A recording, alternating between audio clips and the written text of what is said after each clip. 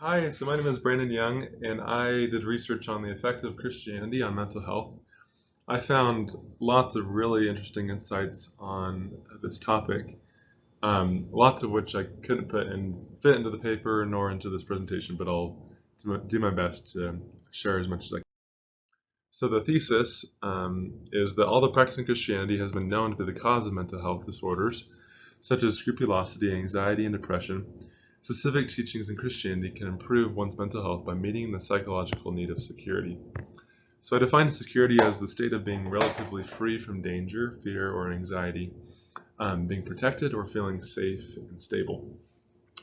And so this was a really important aspect of my paper, this focus on psychological security.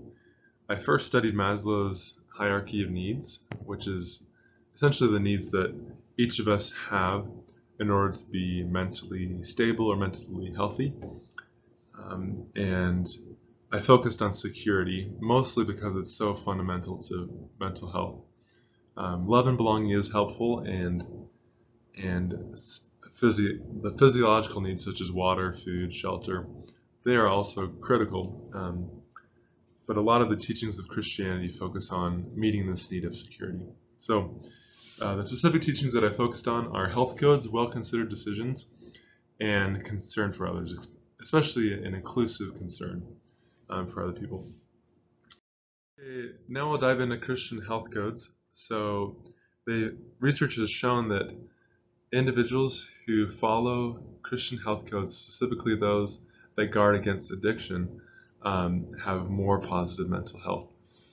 This is because addiction decreases, or sorry, when someone abides by these health codes, they decrease their likelihood of overdose on these like abusive substances. They decrease their anxiety from dependence on these addictive substances. And then they're more mentally stable because um, they're more likely to engage in more healthy interdependent relationships when not addicted to substances. And so what happens is that tobacco, drugs, and other addictive substances, when used, they release chemicals in the bloodstream. And most of these chemicals cause the body to release, or sorry, most of these substances cause the body to release oxytocin, which is a chemical that creates a feeling of belonging. Excuse me, and dopamine, which creates kind of like a euphoric feeling, which is sustained, encourages adherence to the action, which releases that chemical. And what addictive substances do is they mirror these natural chemical, um, the production of these natural chemicals in the bloodstream. But over time, the release of these chemicals diminishes, um, and the individual needs more stimulation through the substance in order to get uh, the same feeling that they get from the oxytocin and the dopamine. And so this is bad because, it's a good thing in normal interdependent relationships because if it's what strengthens their relationship. But when a person is addicted to a substance, they become more and more dependent, and it leads to health problems like anxiety and depression. And so this is generally why being addicted to a substance, which can be guarded against by living health codes, decreases mental health. Some negative side effects could potentially be peer isolation and self-shaming. This peer isolation could come when, say, an individual decides to abide by this health code, but they are rejected by their friends. This could also create anxiety. Then there's also self-shaming, which is, for example, someone says that, like, oh man, how can I live this health code? I just smoked 4 packs of cigarettes yesterday. They could be very perfection. Well, they could be kind of anxious about their ability to live the health code. And then whenever they make a mistake in the future, that can create more anxiety. Um, and so the reason why these positive side effects overrule the negative side effects is because um, when an individual is engaged in positive social interaction, whether that be outside themselves or thoughts, like thinking to themselves about their actions. These two interactions can change, but an interaction with an addictive substance, you can either partake of the substance or you don't. But it's guaranteed to produce a negative side effect. Whereas social interactions, whether that be with yourself or an outside source, they have potential to improve.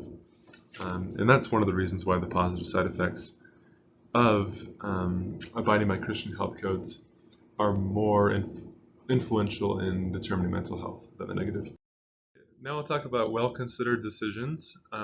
So Christian teachings often encourage individuals to consider their decisions. Such decisions include marriage, finances, and health habits and longevity. Real quickly, marriage is improved by good communication. And a really interesting study by Dr. Gilski talked about how there's a range of communication. There's social communication, all the way until what he calls intimate communication. And he found that the communication that was more intimate was more likely to create a positive relationship in a marriage. And what's interesting is a lot of Christian teachings promote this intimate type of communication, such as praying together as a couple, or reading the Bible together by having spiritual discussions with each other creates this more intimate possibility to have an intimate communication.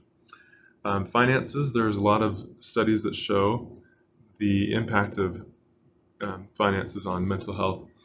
A few examples: the likelihood of having mental health problems is 3 times higher among those who have debt. Suicide victims are 8 times more likely to be in debt than those who are not. Those who are in debt are more likely to experience alcohol and drug dependence, which is what we recently talked about.